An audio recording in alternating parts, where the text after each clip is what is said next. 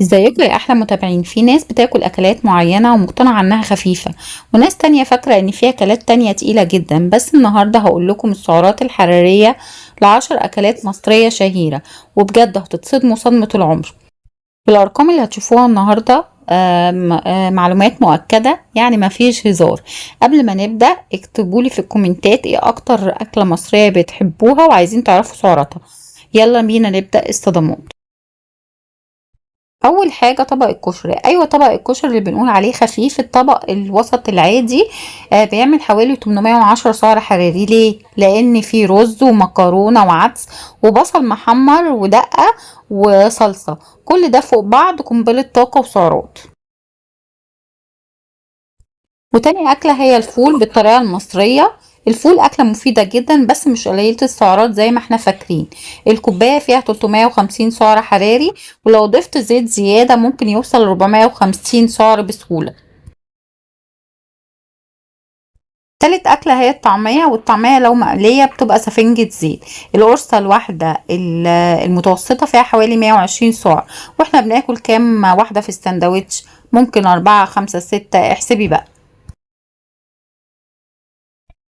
رابع أكلة هي شاورمة الفراخ. ناس كتير فاكرة ان الشاورما أخف من الفراخ العادية، بس الحقيقة ان السندوتش الوسط فيه 550 سعر حراري بسبب الصوص والعيش والدهون اللي بتتشرب في التسوية. والأكلة الخامسة هي الملوخية. أيوة، هنا المفاجأة، الملوخية مش تقيلة زي ما الناس فاكرة. الطبق المتوسط فيه 120 سعر حراري بس. المشكلة بقى اللي بيتاكل جنبها زي الرز والفراخ والعيش. والأكلة الستة المسقعة. المسقعة طبعا هي بطلة الزيوت عشان البتنجان بيشرب زيت كتير جدا. الطبق المتوسط فيه 500 سعر تقريبا، ولو معمولة في الفرن ممكن تنزل لحد 250 ل 300 سعر حراري في الطبق المتوسط. الأكلة السابعة هي المكرونة بالبشاميل. القطعة الواحدة الكبيرة فيها 450 سعر حراري. ليه؟ لأن فيها بشاميل وسمنة ولبن وجبنة ولحمة مفرومة، يعني مفيش أي عنصر دايت في الموضوع. والأكلة التامنة هي الكبدة الاسكندراني. الناس فاكرين ان الكبدة خفيفة جدا، بس الحقيقة ان كل 100 جرام يعني نص طبق صغير فيه 250 سعر بسبب الزيت والتشويح. وتاسع أكلة هي الحمام المحشي. الحمامة الواحدة حوالي 580 سعر حراري. طب لو محشية فريك ممكن توصل ل 650 سعر حراري. ليه؟ عشان الدهون اللي بتطلع من الجلد والسمنة والحشوة كمان. الأكلة العاشرة وهي المحشي، سواء محشي كوسة أو فلفل أو بتنجان. 5 صوابع محشي من أي نوع من الكوسة أو الفلفل أو البتنجان حوالي 450 سعر حراري. طب ليه سعراته عالية؟ عشان السمنة والزيت في التسوية هما السبب.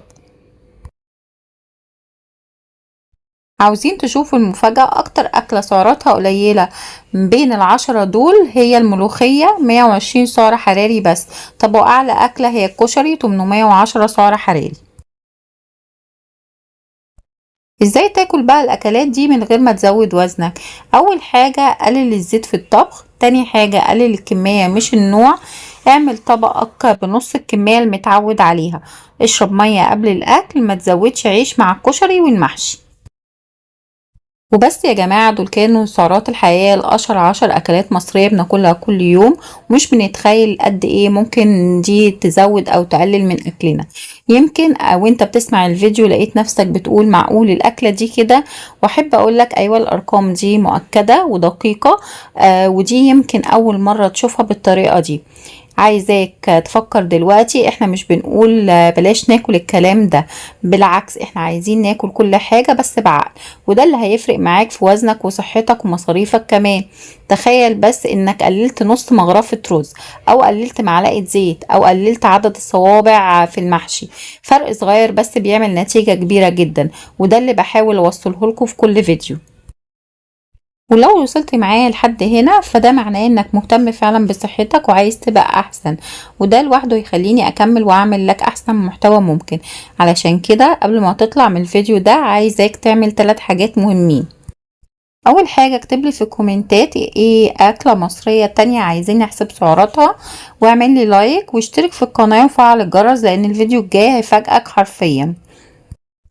وبشكركم على وقتكم ودعمكم، ما تنسوش ان رحلة التغيير بتبدأ بخطوة صغيرة، واستنوني في الفيديوهات الجاية هغير طريقة اكلكم ونظرتكم للسعرات للأبد. استنوا الفيديوهات الجاية، سلام.